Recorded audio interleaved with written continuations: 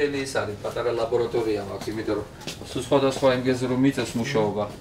ნელა იქნება რაღაც ესეთი კარტოთეკებისავით რა, რაღაც აი სამუშაო სხვადასხვა მასალები დახარისხებული მაქვს, რომ მოხერხებული იყოს რა მუშაობის დროს.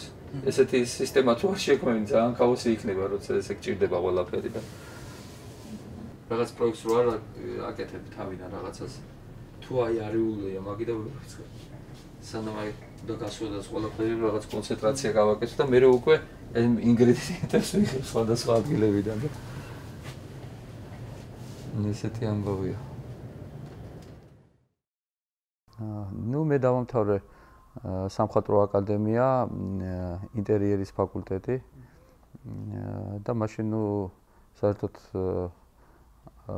ვერ ვიფიქრებდი რომ იმას გავყვებოდით ამედრო ხელოვნებაში ვიმუშავებდი და ნუ ეს მერე მოხდა ალბათ ესე 80-იანი წლების ბოლოს, როდესაც დავინტერესდი აი უახლესი მიმდინარეობებით მე-20 საუკუნის დასაწყისის შემდეგ პოსტმოდერნიზმის აი ეს მინიმალიზმი, კონცეპტუალიზმით და აი აქედან უკვე ამ პერიოდიდან დავიწყე ჩემი პირველი გამოფენა აი ამ ტიპის იყო ქარვასლაში 1990 წელს და ერქვა სარკე როგორც სააზროვნო სივრცე. ეს იყო აი პირველი ესეთი გააზრებული შეკრული პროექტი, სადაც აი ეს ექსპოზიცია აი ამ პროექტის კონცეფციას ეხმიანებოდა და ზუსტად იჯდა იმ თემის კონტექსტში, რაც ავირჩიე. საზოგადოება ესეთი ტიპის გამოფენებზე მაშინაც, მაგრამ მაშინ რაღაც უფრო სხვა ინტერესი იყო, რომ აი რაღაც განსხვავებული გამოფენები კეთდება, გამოფენა კეთდება და ყურადღება აი უფრო იყო, როგორც იტყვიან.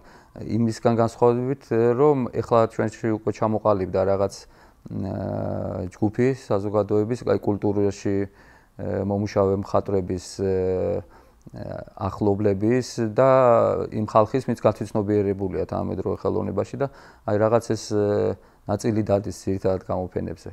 მაშინ აი ეს ნაწილი არ იყო ჩამოყალიბებული ისე, მაგრამ უფრო ნაკლები იყო ეს ხალხი, მაგრამ აი საზოგადოებიდან ყურადღება რაღაც უფრო მეტი იყო თითქოს, როგორც აი ახალი რაღაცაა. მუშაობდი ცალკე. აი რაღაც მეგონა რომ რაღაც ჯგუფთან ერთად თქოს ვერ ჩავეწერებოდი, ან არც მიცდია რომ აი მისულიყავი ჯგუფთან და რაღაც ესეთი კოლექტიური ქმედებები გამეკეთებია მათთან. კი დავდიოდი გამოფენებზე, ესენი ჩემი მეგობრები იყვნენ, მაგრამ აი რაღაც მაინტერესებდა აი ესე ცალკე მუშაობა და ესეთი სოლო გამოფენები. ვაკეთებდი პროექტებს ეგრეთ წოდებულ სიმულაკრებს, სადაც ორი მხარე იყო, ესე იგი ტექსტუალური და ვიზუალური და ერთმანეთისგან გამომდინარეობდა, ანუ რაღაც ისტორიას ან რაღაც თემას ავიღებდი და იმას ვავითარებდი შემდეგ. და ვიზუალურ ხელოვნებაში ეს გამოსახულობითი საშუალებები ჩემი ძირითადი იყო ინსტალაცია, თქვათ კოლაჟი, ობიექტი და უფრო ესეთი საგნობრივი ხელოვნება. იყო ცალკეულ შემთხვევებში ვიდეო არც ვიყენებდი, მაგრამ აი განმასხვავებელი შეიძლება იყოს ის, რომ მე უფრო მაინტერესებდა კონტექსტი ადგილის, სივრცის კონტექსტი. დუმილი თანხმობის ნიშანია, რომელსაც პერმანენტულად ვაკეთებდი, ეს იყო მოლაპარაკების პროცესი ადამიანის თევზებთან, რომელსაც ვაკეთებდი სხვადასხვა ქვეყნებში, ნუ ძირითადად ვაგრძელებ ამას, როცა საშუალებაა. და ხიდებიდან უშვებდი წერილებს და ეს იყო რაღაც ირონია, გაჭიანურებულ თქვათ პოლიტიკურ მოლაპარაკებებზე ან რაღაც აბსურდულ, რაღაც ოფიციალურ ესეთი ხასიათის შეხვედრებზე, რომელსაც ფაქტიურად შედეგი არ მოაქვს და ეს საზოგადოების რაღაც დაბოლების ან დროის გაწევლაზე მუშაობს. და ძირითადი პრობლემა ის არის, რომ ხალხის ეს პრობლემები არ იჭრება ხალხის სასიკეთე. წყლის ნაყვა, ანუ ეს იყო ესეც, ნუ ეს არის უფრო აბსურდს უკავშირდება, რომელიც ნუ ყოველთვის არის ყველა ადგილას და ყველა დროს ჩვენი ცხოვრების რაღაც მომენტებში. პირველი პროტესტი მანდ იყო, როცა აჭარის წინ დავჯექი და წყალი ვნაყე და ნუ შემდეგ სხვადასხვა შვეიცარიაშიც მოვაწყე, ჟენევაში, ბაქოში მოვაწყე ალუმინიუმის ბიენალეს დროს და აი ბოლო იყო, როდესაც მთავრობის სახთან გავაკეთე ეს აქცია, ეს იყო უკვე დაკავშირებული საყდრისის პრობლემატიკასთან, რომ ჩვენი ქმედებები იმ დროს არ აღწევდა იმათ ყურებამდე და იმათ თავებამდე, ვინც უნდა გადაწყვიტოს ეს საკითხი და სადაც ერქვა ამ ინსტალაცია პერფორმანსი იყო ფაქტიურად საუბრები წყდიაჩი და ეს იყო ნეონისგან აგებული ერთგვარი ესეთი რაღაც გადასხურული სახლი, მარტივი შენობა, ანუ ეს იყო აქ იყო ფიროსმანის ცნობილი მესიჯი, ხო, ეს რომელიც დაუტოვა მან ხალხს, რომ აი ავაშენოთ ერთი ის სახლი, დავდგათ სამოარი და ვილაპარაკოთ ხელოვნებაზე. უჯრედები ეს იყო ჩემიც და რაღაცნაირად მემუშავა ფერწერაში, იმიტომ რომ ცოტა ისეთი დამოკიდებულება მქონდა ფერწერისადმი, რომ თვითონ რადგანაც სახვითი ხელოვნების ფაკულტეტი არ დამითარებია და ნაკლებად მუშაობდი ფერწერაში, სულ მეშინოდა ამის რომ რაღაც პროფესიონალი მიდგომა მინდოდა რომ ქონოდა ფერწერისადმი და ეთყობა ეს დრო მოიტანა, რაღაცნაირად მივედი აი ამ პროექტით და ნუ ეს იყო უჯრედები პროექტი, ესეც გალა გალერეაში გავაკეთე. და ეს იყო სხვადასხვა თემებზე შექმნილი ცალკეული ნამუშევრები, სადაც ნუ ყველაფერი იყო დაყვანილი რაღაც მატრიცამდე, ისევე როგორც აი სისტემა უჯრედების შეიცავს ერთ უჯრედს და შემდეგ ეს უჯრედი მრავლდება და აი ეს უჯრედი იყო როგორც ფაბულა, რაღაც დიალოგის მაყურებელთან, რის საშუალებით აი ეს კომპოზიციები ავაგე. ანემია ერქვა ინსტალაციას.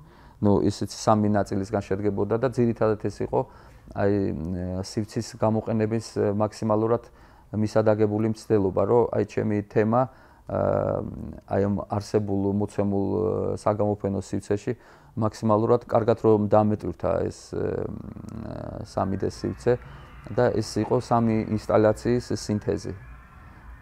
ეს იყო არქივი, ეს იყო ანემია და მესამე ინსტალაცია იყო ანესთეზია. ის სივრცე, საიდანაც ჩვენ გვინდა გამოვიდეთ და არ აღიქმებოდეს ეს ერთიან პოსტსაბჭოთა სივრცეთ, აი მკვეთრი განსხვავება იგრძნობოდა იმ წლებში, როცა მოსკოვში და ლენინგრადში იყო უფრო ინტენსიური, უფრო მრავლის მომცველი აი ეს არტ ჯგუფები, თვითონ კულტურის პოლიტიკაც მე ვერ დავარქმევ, რომ სახელმწიფო ძალიან ეხმარებოდა, მაგრამ ნუ რაღაც ინტერესი იყო და სახელმწიფოს მხრიდანაც და იყო აი კერძო ინვესტიციების მხრიდანაც, სადაც აი იყო ისეთი გალერეები, სადაც უკვე კეთდებოდა ესეთი პროექტები და გამოფენები, რომელიც უფრო ინტეგრაცია იყო დასავლეთთან, მოდიოდნენ ეს ცნობილი მხატვრები, ტარდებოდა მაშინაც ეს საერთაშორისო ფორუმები და თითქოს უფრო ჩართული იყო. ხანმოკლე ჩამოსვლები საქართველოში აი რაღაც ამ სურათს ქმნიდა, რომ აქ უფრო რაღაც სტერილური იყო ეს სფერო. დღესაც არ არის ძალიან დიდი განსხვავება აი ამ სიტუაციებს შორის, იმიტომ რომ რაღაც პროგრესი არ მოხდა თითქოს. ეხლაც ძალიან პირიქით აი რაღაც ბოლო დროს რაღაც ისეთი შეიმჩნევა ტენდენცია, რომ მართლა ძნელად იყიდებს ერთი როგორც ტრადიციული კულტურის მატარებელი სახელმწიფოა და ახალს ძნელად ითვისებს. ამიტომ ფართო ინტერესი, ხო, არც ხელისუფლების მხრიდან არის და ხალხის დისტანცირებაც არის რაღაც ანუ ვერ ითავისებს ამ ხელოვნებას და კი არიან ჩვენთან ნუ ცალკე გალერეები, მაგრამ აი ისე რომ მკვეთრად იყოს რაღაც პოლიტიკა თანამედროვე ხელოვნების რაღაც მხარდასაჭერად არ არის ეს. მაინც აი ძირითადად ნუ დაფინანსებაც და ინტერესის და ყურადღება უფრო აქვს აი ისევ და ისევ იმ ხელოვნების დარგებს, რომელიც ტრადიციულია და რაღაც შემდეგ გადადის რაღაც მასობრივი თქვა გართობების და კონცერტების დაფინანსება თქვა უფრო პრიორიტეტულია და არა ეს პრობლემატურია დისკუსია, კრიტიკა ხელოვნებაზე, ანალიზი.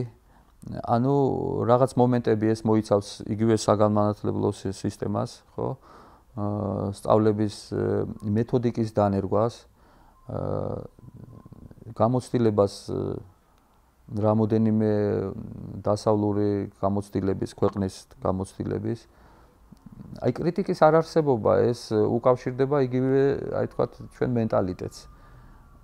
შეიძლება ჩვენთან და რა თქმა უნდა არიან კარგი თქვა ხელოვნებაცოდნები, კრიტიკოსები, მაგრამ ეს ხალხი ხშირად ერიდება ესეთ პირდაპირ თქვა კრიტიკას ადგილი, სადაც შეიძლება ხელოვნებაზე ლაპარაკი, რაღაც დისკუსიების გამართვა, რაღაც თემებზე, რაღაც ივენტების გაკეთება.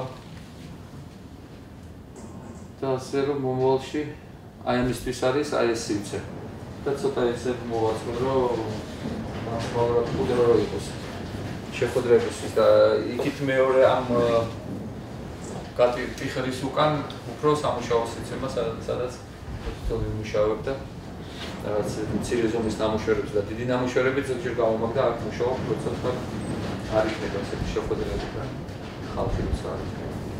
მე მჯერა იმისი რომ ადამიანი სხვადასხვა ქვეყნის წარმომადგენელი სხვადასხვა თვალით, სხვადასხვა დინამიკით, სხვადასხვა ახმით, სხვადასხვა აი ამ ფილოსოფიური მიდგომით და აი ამ აზროვნების ინტენსივობით განსხვავდება რაღაც სიხშირეები ყოველთვის შეიძლება განასხვავრო ფრანგისაგან, გერმანელისაგან, თქვათ ესპანელისაგან. იგივე აი დაახლოებით იმის თქმა მინდა რომ აი იოსელიანის ფილმებზე რო ამბობენ რომ აქ შეიძლება არაფერი არ იყოს საერთო საქართველოსთან, მაგრამ იგრძნობა რომ აი ეს რეჟისორი არის ქართული რეჟისორი.